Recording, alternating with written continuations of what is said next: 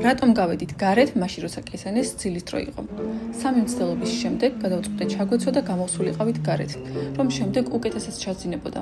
აღმოჩნდა ისე, რომ ეტლში ჩაჯდომისთანავე ჩაეძინა კესანის. მე კი მომეცა შანსი, ჩემ ნებაზე მევლო ბუდაპეშტის ქუჩებში. გზად შემხვდა მაკდონალდსის განსხვავებული შენობა, რომელშიც ღამის 10 საათზე ირთვება განათება და ინტერიერი ჯადოსნური ხდება. ახლა კი უბრალოდ ძველებური სტილის შენობაა. ამიტომ ავიღე ჩემი უკოფეინო ამერიკანო და გადავინაცვლა ღია სივრცეში. იქიდან გამომდინარე, რომ მიყვარს სეირნობა და ასევე ძველებური ქუჩებისა და შენობების დათვალიერება, განვაგრძე გზა. როცა ასე შემთხვევით აღმოჩნდები ხოლმე ჩემთვის უცხო ქუჩებში, ყველა ჯერზე გაოცებული ვრჩები. უმეტესობა აქედან მუზეუმებია. ჩემ და სამწუხაროდ შიგნით ვერ შევდივარ, რადგან ძირითადად ბავშვთან ერთად ვარ. ამიტომ ვტკბები ექსტერიერით.